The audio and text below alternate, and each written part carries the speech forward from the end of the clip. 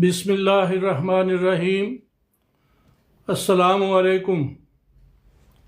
आज 28 फरवरी 2026 की तारीख़।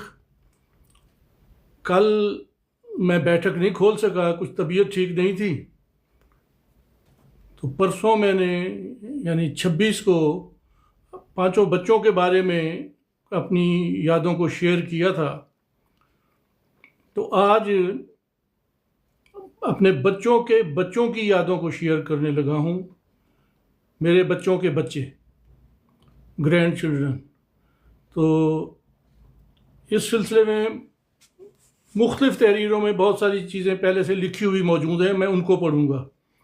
फिर जब वो लिखी गई थी और जब मेरी ये किताब छपी थी, ये 2009 की छपी हुई किताब है ना, तो जब ये किताब छपी थी तब तक जो जितने ग्रैंड चिल्ड्रन पैदा हो चुके थे उनका जिक्र तो इसमें आ गया। लेकिन इनके बाद भी माशाअल्लाह 1 2 3 4 5 माशाअल्लाह 5-6 बच्चे और आए, बच्चों के बच्चे। तो उनका जिक्र रह गया, वो ज़ुबानी कुछ मैंने ज़हन में रखा हुआ है, कुछ वो उनका थोड़ा थोड़ा जिक्र कर दूंगा। तो शुरू करता हूँ जी। पहले अपने पोते से, शहरयार हैदर मेरा पोता है, और अब तो माशाल्लाह सारे बड़े हो गए हुए हैं। पर ये जब छोटा सा बच्चा था तो तब की बात है कि रमज़ान का ही महीना था और कोई आखिरी रोज़ों के दिनों में मेरे यहाँ चक्कर लगा उनका। तो बातें हो रही थी, तो जैसे कोई उसने तिलावत सुनाई, कोई दुआएं सुनाई जो माँ ने याद कराई थी, तो मैंने शाबाश दी उसको। फिर मैंने कहा कि कोई हदीस शरीफ भी आपको आती है? तो कहता जी दादा अब्बू मुझे हदीस शरीफ आती है। तो मैंने कहा कि जो सुनाओ। तो पहले तो उसने दोनों हाथ बांध लिए ना, जैसे तिलावत करते हैं उस तरह से हाथ बांध लिए, और उसके बाद शुरू हुआ, हदीस शरीफ हेल्पिंग हैंड के तामुन से पेश की जा रही है। मामा के पाँव के नीचे जन्नत है। मेरा हंस हंस के बुरा हाल हो गया। ये रमज़ान के महीने में टीवी चैनल पर ना वो आते थे, इश्तिहारात जो आते थे, तो उनमें हदीस, अज़ान से पहले हदीस सुनाई जाती थी या कोई आयत सुनाई जाती थी, तो स्पॉन्सर्ड का नाम लिया जाता था। तो वो हेल्पिंग हैंड वालों की तरफ से वो स्पॉन्सर की हुई होती थी, तो उनका नाम लिया जाता था। बच्चे ने पूरी हदीस उसी तरह से करके वो सुना दी। तो ये एक मज़े का मतलब है कि मेरे नज़दीक वाक़या था जो बच्चों की यादों में। अच्छा, दूसरा वाक़या जो है वो यूँ है कि वो मैं पढ़ के सुना देता हूँ, वो ज़्यादा बेहतर, क्योंकि उसमें है। अब यहाँ जर्मनी में एक बार मेरी बड़ी बेटी रिजवाना हमारे यहाँ आई हुई थी। मेरा नवासा रूमी खेल रहा था, सामने टीवी भी चल रहा था। अचानक टीवी पर एक नीम ब्रहना सा इश्तिहार आ गया। 2.5 साल के रूमी की नज़र उधर पड़ी तो खेलना छोड़कर टीवी की तरफ मतवज्जो हो गया। मैंने फ़ौरन रिमोट के टेक्स्ट का बटन दबा दिया। रूमी को लगा कि मैंने टीवी के साथ कुछ कर दिया है। उसने मुड़कर मेरी तरफ देखा तो मैं बिल्कुल अनजान बन गया। जब उसने देखा कि नाने को कोई पता नहीं है इसका, तब वो दौड़कर टीवी के करीब गया और झुककर यूं स्क्रीन के नीचे से देखने लगा, जैसे टेक्स्ट की इबारत के नीचे से वो नीम बरहना ख्वातीन थोड़ी सी दिखाई दे जाएंगी, मतलब यूं करके नीचे से करके देख रहा। मैं उसकी इस हरकत पर बेइख्तियार मुस्कुरा दिया। तभी मुझे एहसास हुआ कि बचपन की मासूमियत का अंदाज बेशक वक्त बदलने के साथ बदल जाता है, लेकिन बचपन की मासूमियत बहरहाल मासूमियत ही रहती है।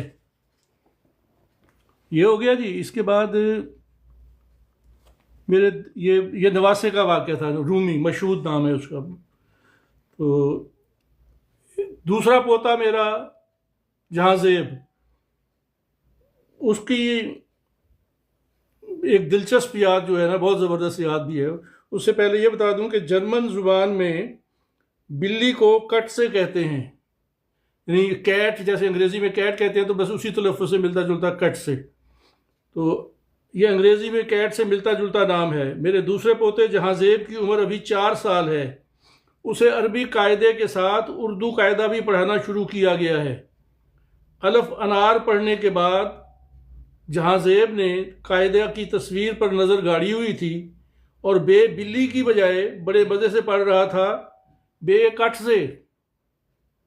तो ये इस तरह के भी मतलब हल्के फुल्के वाक़यात यहाँ पे हो जाते हैं।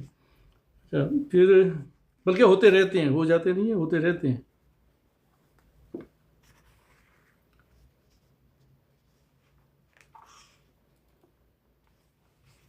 ये बच्ची का हो गया। अब ये कुछ बच्चों का ज़रा तफसीली जिक्र है और ये रीडिंग ही होगी मेरी, उसके बाद फिर दरमियान में दूसरी बातें बयान कर सकूँगा। मुझे जब मेरे बच्चों के बच्चे घर पर आते हैं मुझे अपनी बहुत सारी चीज़ों की फ़िक्र रहती है और मैं उनसे उन्हें बचाए फिरता हूँ।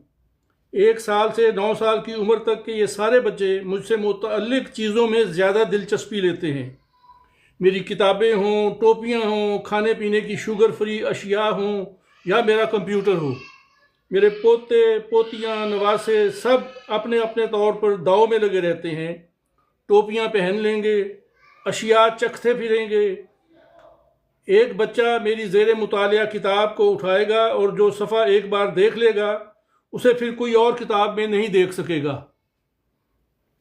एक पोता पहले किताबें कुतर कुतर कर खाता था।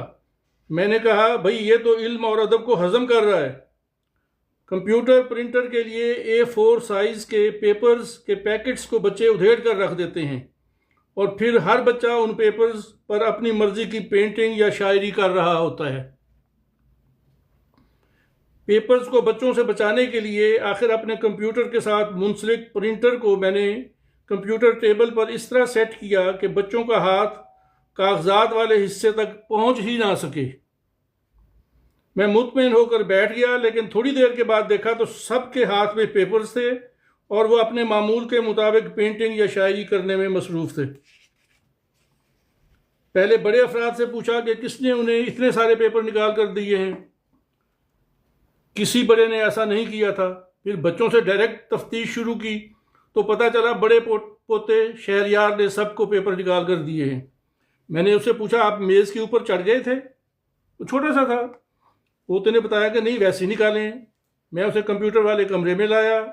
उसकी उम्र, कद और मेज़ पर रखे प्रिंटर की सेटिंग ऐसी थी कि वो किसी की मदद के बगैर या मेज़ पर चढ़े बगैर पेपर निकाल ही नहीं सकता था।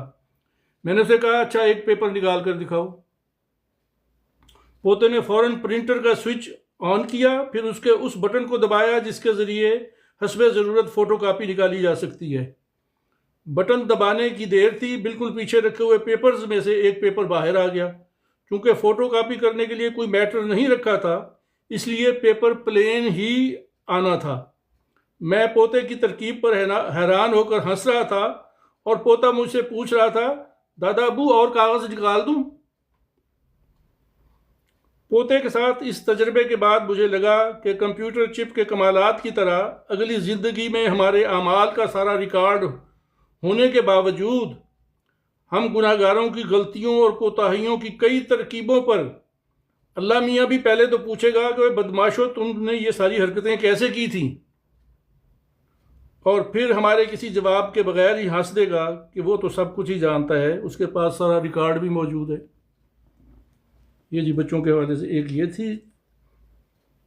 मैं देखता हूँ क्या पढ़ना है मैंने। अब थोड़ा सा बच्चों का दूसरों का नहीं, एक है अभी, एक है अभी।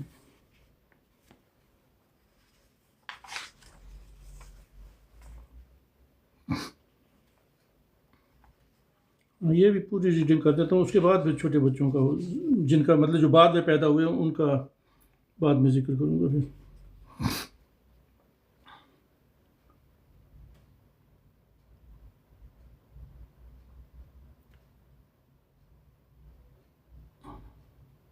बहुत ज़्यादा पुरुम्मीद ना होने के बावजूद अपनी अगली नस्लों के साथ ज़हनी फासला कम करने के लिए मैं अपनी सूझबूझ के मुताबिक हल्की फुल्की कोशिश करता रहता हूँ। पोतों पोतियों और नवासों को एक साथ बिठाकर उनके वालिदैन के बचपन के हवाले से अपनी लिखी तहरीरों के इक़्तिबास सुनाता हूँ तो बच्चे बहुत खुश होते हैं।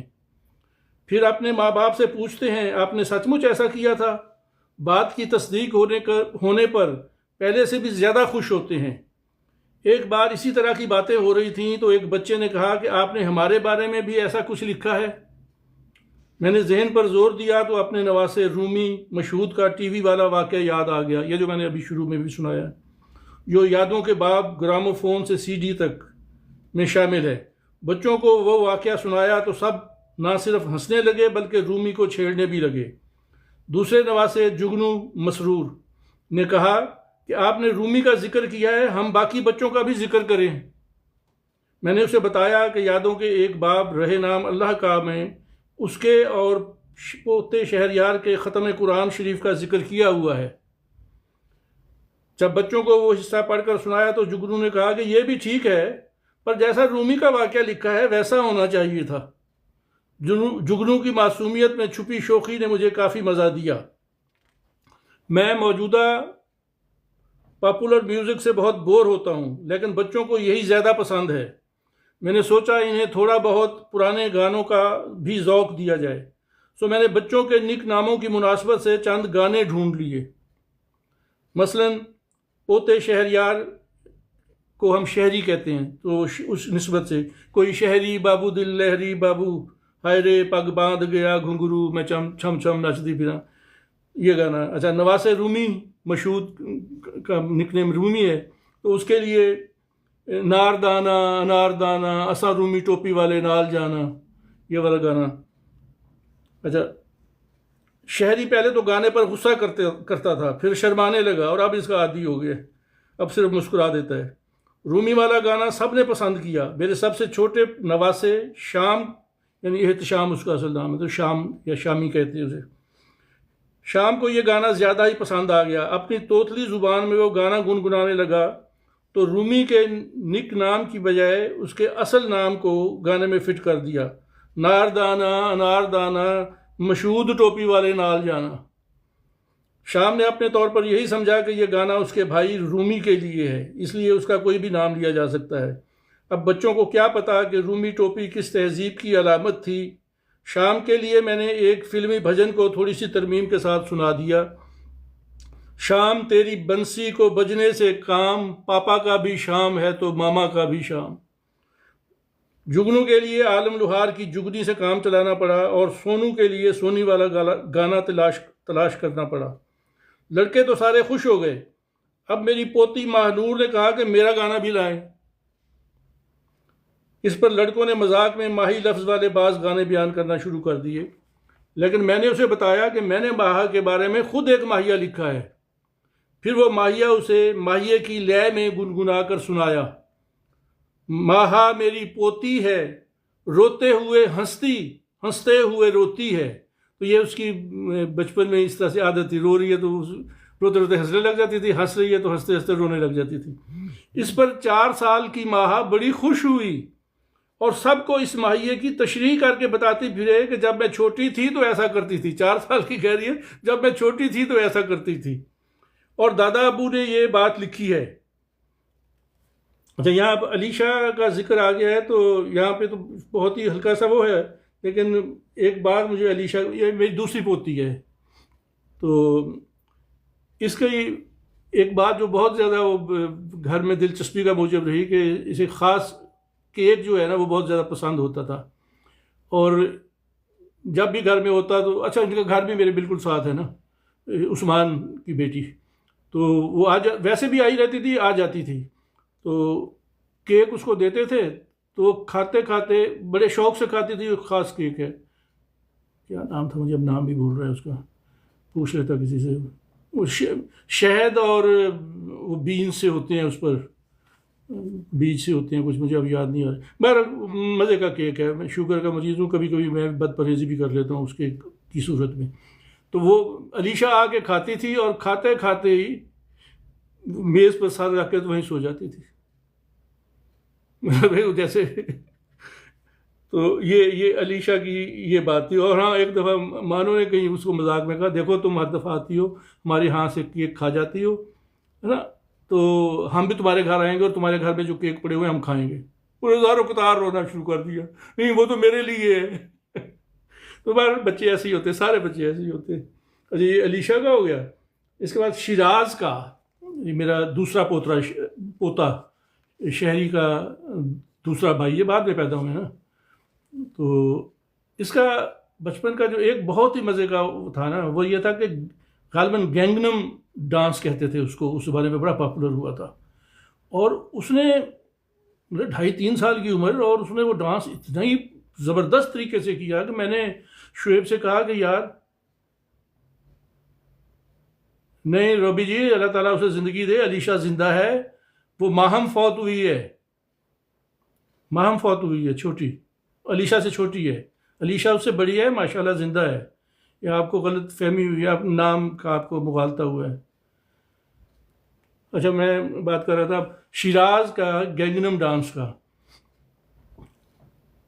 तो वो इतना ज़बरदस्त था, मैंने शुएब से कहा कि यार इसकी रिकॉर्डिंग करो, इतना खूबसूरत डांस है, और बचपन की याद है फिर इतनी खूबसूरत। लेकिन वो लोग सुस्त हैं, उन्होंने वो नहीं किया, और उसके बाद फिर उसको उस तरह का डांस नहीं। वैसे शादी ब्याह पे नाच लेते हैं बच्चे, सारे नाचते गाते हैं, सारे ही करते हैं। तो लेकिन वो उसका जो है ना, वो एक गुम होने का मुझे बहुत अफसोस है। मतलब ये गुम होने वाली बात है कि आपने रिकॉर्ड नहीं किया। वैसे एक और चीज़ जो मुझे शिराज की याद आ रही है कि इसने, वो मेरी कुछ USB स्टिक्स जो थी ना, वो ज़मीन पर पड़ी हुई थी, बिखरी हुई। मैं टेंशन में आ गया कि ये तो ख़राब हो गई होंगी, पता नहीं किस तरह से हुआ। तो मैंने कहा किसने ये इस तरह किया है? उसने कहा जी ये शिराज कर रहा था। शिराज को बुलाया, नहीं दादा अबू ये मैंने ना, ये सिर्फ ये एक का उसने उठाया, उसको ट्रेस करके बकायदा कहते ये है, और ये मैंने निकाली थी, ये मैंने फेंकी थी, बाकी का मुझे नहीं पता।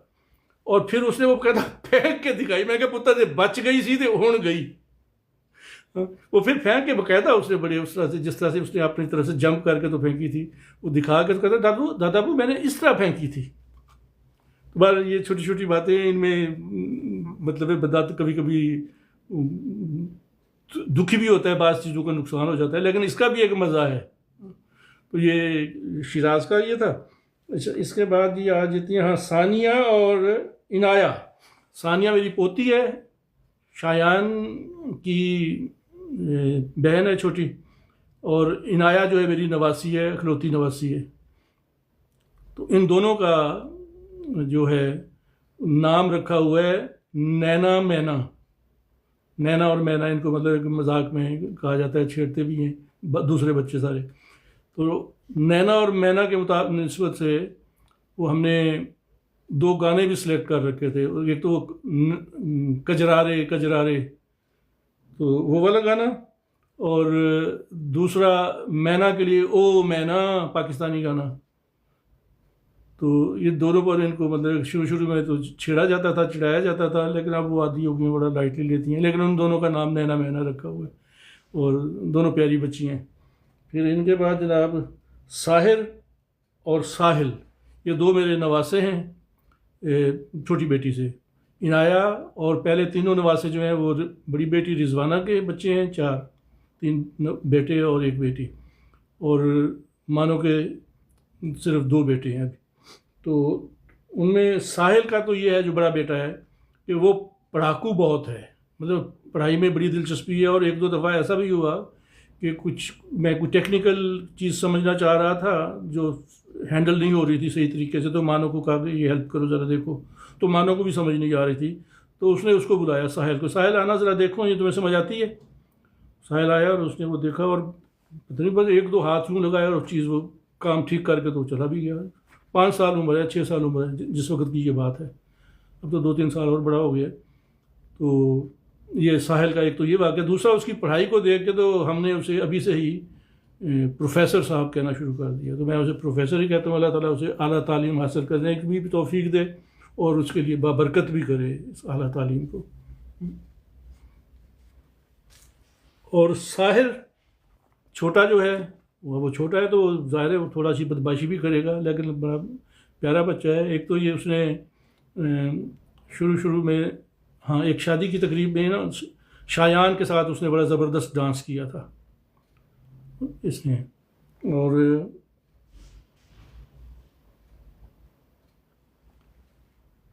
वो डांस की रिकॉर्डिंग भी मेरे पास है, किसी दिन मूड बनाना तो मैं वो अपने टिकटॉक पेज पर भी लगा दूंगा। बड़ा ज़बरदस्त, मतलब कि दोनों में एनर्जी कमाल की थी शायद दोनों ही। अब लेकिन इसके बाद साहिर जो है ना वो खाना ज़्यादा खाने लग गया है, तो थोड़ा सा खाना ज़्यादा होने की वजह से ना खाते पीते घर आने वाली बात हो गई है। लेकिन देखते हैं आगे क्या होता है। तो एक दफ़ा मैंने फ़ोन किया छोटी बेटी को, तो थोड़ी सी वो अक्की हुई जैसे होते हैं पंजाबी में कहते हैं, अक्की हुई, थोड़ी सी बेजार थी। तो मैं क्या हुआ है घर में? कहती क्या होना है, ये क्लारा का खलारा जो है समेट रही हूँ। मैं कहा वो कौन है? वो कहती है वो उसकी क्लास फेलो है और हमसाई भी है, तो बस वहाँ क्लास में भी साथ होती है, इसके बाद घर में आ जाती है और फिर आके यहाँ सारे खिलौने बिखेर के चली जाती है, फिर मुझे समेटने पड़ते हैं। तो ये साहिर के मतलब है कि दो काम ये हो गए। तो ये जो मुझे जहन में आया, इसी वक्त जैसे जैसे जहन में आ रहे हैं। इन दोनों के बाद रायान और जैन जो मेरे पढ़ नवासे हैं, वो मशहूद और मसरूर, रूमी और जुगनू के बेटे, उनका मैं मेरे ख्याल में एंड में जाके फिर थोड़ा सा बताऊंगा। अभी थोड़ा सा वो पढ़ना ज़रूर है, कुछ हिस्सा ऐसा है क्योंकि उन बातों का दोहराया जाना, उनका बयान किया जाना बहुत ज़रूरी है। सितंबर 2008 में मेरे छोटे बेटे टीपू के यहाँ पहले बच्चे की पैदाइश हो चुकी है, और इस पोते की खातिर मैंने अपनी ये किताब छपवाने में ताख़ीर की थी ताकि पीछे जो मैं दरख्त दे रहा हूँ उसमें इसकी तस्वीर भी शामिल कर सकूँ। तो मैंने किताब बिल्कुल मुकम्मल रेडी होने के साथ, ये तारिक के नीचे ही वो उसकी तस्वीर, सबसे ज़्यादा मोटू जो नज़र आ रहा है, छोटा सा था गोल मटोल सा, तो उस वक़्त तो ये किताब मैंने चंद महीने की ताख़ीर की थी, ख़ाल में 5-6 महीने की ताख़ीर की थी कि चलो इसकी तस्वीर थोड़ी सी तो आ जाए, पहचाना जा सके बाद में कि हाँ भी यही था। तो बच्चे की पैदाइश हो चुकी है। मेरा नया पोता शायान अभी बमुश्किल 5 माह का है। हमारे घर में एक डेकोरेशन मकरामा लटका हुआ है, मुख्तलिफ रंगों के खूबसूरत गोल्ड डिज़ाइंस के बीच एक म्यूज़िकल राड झूल रहा है। इसे हिलाएं तो जल तरंग सी आवाज़ आती है। रंगीन गोलाइयों की झिलमिल और जल तरंग की आवाज़ मिलकर एक अनोखा सा मंजर बना देती हैं। शायान जब किसी वजह से रो रहा हो और चुप ना कर रहा हो तो मैं उसे उस मकरामा के करीब लाकर मकरामा के म्यूज़िकल राड को थोड़ा सा छेड़ता हूँ। रंगों की झिलमिल और जल तरंग की आवाज़ आती है तो शायान रोना भूलकर पहले हैरत से इस मंज़र को देखता है, फिर जैसे उसके अंदर एक जोश सा भर जाता है और दूसरी बार राड को छेड़ने तक वो खुद भी ऐसे हुमकता है कि वो मेरे लिए वो भी इस सारे मंजर का हिस्सा बन जाता है। शान के हुमकने और पुरजोश होने से मुझ पर दुनिया एक और ज़ाविये से मुनकशिफ हुई। मुझे लगा हम सब इंसान जो मुख्तलिफ़ ख्वाहिशों की तकमील और मुख्तलिफ़ चीज़ों के हसूल के लिए भागते हैं और फिर जिन ख्वाहिशों को पूरा कर लेते हैं और जिन चीज़ों को हासिल कर लेते हैं, उन सब की कैफियत भी बस रंगों की झिलमिल और जल तरंग की आमेज़श जैसी होती है। अब रंगों और जल तरंग के रूबरू शायान के हुमकने से मुझ पर जो हकीकत ज़ाहिर हुई है तो मैं खुद एक अजीब सी खुशगवारियत के एहसास में घिर गया हूँ। ऐसा एहसास जो ज़िंदगी की ऐसी बेमानवियत के इंकशाफ से इबारत है जो बैक वक्त बेमानी भी है और बामानी भी। तारिक ने अपने बचपन में अब्बा जी की वफ़ात पर अपनी एक मासूमाना हरकत से मुझे खुदा के बारे में एक अनोखी आगाही अता कर दी थी। ये परसों वाले उसमें वो वाक़या बयान कर चुका हूँ मैं, परसों वाली बैठक में। तो अब तारिक के बेटे शायान ने अपने बाप से भी कम उम्री में मुझ पर ज़िंदगी की ख्वाहिशों की हकीकत मुनकशिफ कर दी है, पर अपनी तमाम तर बेमानवियत के बावजूद ख्वाहिशों की झिलमिल और जल तरंग इस उम्र में भी मुझे अपने शायान जैसा ही कर देती है। खुदा जाने झिलमिल और जल तरंग में वक्ती तौर पर सही इतनी मानवियत कहाँ से आ जाती है और उसको पा लेने के बाद कहाँ गायब हो जाती है। जिस वक्त मैं जुगनू और सोनू के लिए गाने तलाश कर रहा था, एक मज़े का लतीफ़ा हो गया। यूट्यूब पर उर्दू गानों के बहुत सारे चैनल दस्तयाब हैं। हर गाने के साथ उससे मुतअल्लिका नौइयत के कई और गाने भी दाएं तरफ सामने आ जाते हैं। यानी बाएं तरफ छोटी स्क्रीन पर आपका पसंदीदा एक गाना चल रहा है और दाएं जानब उसी अंदाज के या मिलते जुलते गानों की एक लिस्ट आवेज़ा होती है, जहां से आप अपनी पसंद के मज़ीद गाने मुंतखब कर सकते हैं। मेरे सारे पोते नवासे पोतियाँ वगैरह मेरे इर्द गिर्द खड़े थे। छोटा बेटा टीपू भी दरवाजे के साथ लगकर खड़ा था। स्क्रीन पर एक नया और मशहूर गाना, कजरारे कजरारे तेरे कारे कारे नैना, लगा हुआ था। मैंने उसे तब्दील करना चाहा तो बच्चों ने शोर मचा दिया कि ये गाना सुनना है। मैंने सोचा ये बच्चे ये गाना देख लें, मैं इस दौरान इसके दाएं जानब वाली लिस्ट को देख लेता हूँ, शायद वहाँ से जुगनू और सोनू के नाम वाला कोई गाना मिल जाए। अब सूरत हाल यूँ बनी कि मैं ऐनक उतार कर दाएं जानब वाली लिस्ट को कंप्यूटर स्क्रीन पर झुककर करीब से होकर देख रहा हूँ और उधर गाने पर ऐश्वर्या राय रक्स फरमा है। मेरा चैन वैन सब उजड़ा, जालिम नज़र हटा ले, बर्बाद हो रहे हैं जी तेरे अपने शहर वाले। ये अल्फाज गाने की इब्तिदा में दोहरा कर गाए जाते हैं। सो जब दूसरी बार मोहतरमा ऐश्वर्या राय ने जालिम नज़र हटा ले के अल्फाज इरशाद फरमाए तो पीछे से टीपू की शरारत से भरी शोख आवाज़ आई, अबू अब तो नज़र हटा लें। ये अल्फाज कभी कभी गैर इरादी तौर पर ऐसी सूरत हाल बन जाती है कि वाक़याती हकीकत ना होते हुए भी सामने का मंजर हकीकी वाक़या जैसा लगने लग जाता है। इस वाक़या के वक्त टीपू के चेहरे पर जो मुस्कुराहट थी वो मेरे चेहरे पर भी मुनअक्स हो रही थी। छोटे बच्चों को पता नहीं कितनी बात समझ में आई, लेकिन वो सब भी खिलखिलाकर हंस रहे थे। मैं अब भी उस मंज़र को ज़हन में लाता हूँ तो टीपू वाली मुस्कुराहट मेरे चेहरे पर फैल जाती है। तो ये तो हो गया जी बच्चों का जिक्र। और अब दो बच्चे जो बच्चों के बच्चे माशाल्लाह दो पढ़ नवासे जो मेरे हैं। मशहूद का बेटा है रायान, तो माशाल्लाह बहुत सेहतमंद और बहुत ही शरारती भी है और अच्छा बच्चा भी है। दोनों चीज़ें हैं। अच्छा बच्चा इन मानों में कि मैं बड़ा हैरान हूँ कि गाने या डांसेस वगैरह देखने की बजाय वो दीनी चैनल्स जो है वो ज़्यादा गौर से देखता है और बड़ा खुश होता है उस पर। मैं कभी अभी ये बचपन में ये हालत है इसकी। तो दूसरा ये है कि वैसे शरारती बहुत है, तो शरारतें करने में ये मेरे साथ अभी थोड़े दिन ही हुए हैं। इधर आया था तो रहा है 2 दिन रहा है इधर, तो उसने जब मेरी सोफ़े के साथ जो मेज़ होती है ना उसकी दोनों दराजें हैं बार बार खोल के बंद करके उसमें मैंने कुछ खाने पीने की चीज़ें वैसे रखी हुई हैं। अचानक कोई आ जाता है बच्चा या कोई मिलने वाला तो सर्व करने में आसानी रहती है। तो उसने वो सारे दोनों दराजें जो है ना उखेड़ के रख दी हैं। उखेड़ के इन मानो कि अब सही तरह से बंद नहीं होती हैं मुझसे। तो पहले वाले बच्चे भी आते तो वो भी चीज़ों की इसी तरह से वो करते थे चीज़ों के साथ। तो मुझे ऐसे ही लगा कि वो फिर वही पोतों वाला का जो बचपन का ज़माना था दोबारा आ गया। तो उसका आना जो मुझे अच्छा लगा इस लिहाज से, तो उसका मज़ा आया उसके आने का। दूसरा जहन है वो अभी तक मेरे पास वैसे तो चक्कर लगा गए हुए हैं सारे, लेकिन इस सेंस में नहीं आया कि भाई इधर आएँ और देर तक रहें और उसकी शरारतों को फिर हम देखें। लेकिन उसकी एक शरारत बड़ी मशहूर है कि घर में उनके बिल्ली है और वो बिल्ली से नहीं डरता, बिल्ली उससे डरती है। बिल्ली के पीछे जिस कमरे में चला जाए बिल्ली उस कमरे को छोड़कर दूसरे कमरे में निकल जाती है।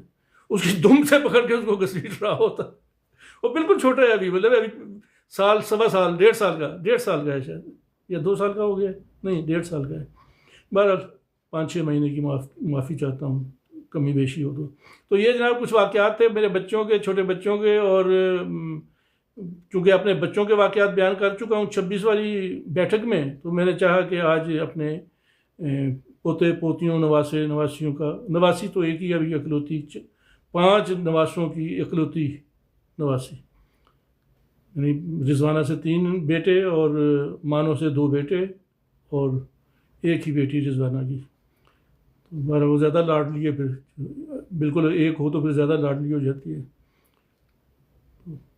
वैसे सानिया भी लाडली है और माँ तो मुझे बहुत ज़्यादा लाडली है माशाल्लाह। उसने वैसे यूनिवर्सिटी भी कर ली है। अब तो सारे बच्चे मतलब बड़े हो गए हैं और अब अपने अपने पैरों पे खड़े होने वाले हैं, कुछ खड़े हो गए हैं, कुछ खड़े होने वाले हैं। तो अल्लाह ताला इन सब की ज़िंदगियों को बाबरकत करे, यहाँ यूरोप में इनका रहना, आबाद होना, इनके लिए, इनकी अगली नस्लों के लिए भी खैर व बरकत का मूजब बनाए, इन सब को सेहत तंदरुस्ती वाली ज़िंदगियाँ अता करे, आला तालीम हासिल अता करे, आला तालीम हासिल करने की तौफीक अता करे और दीन और दुनिया की भलाइयाँ अता करे। बस आमीन सुम आमीन। बस इसके साथ मैं आज का प्रोग्राम, आज की बैठक बंद करता हूँ। सबका शुक्रिया जो तशरीफ़ लाए। अल्लाह सबको खुश रखे। खुदा हाफिज़।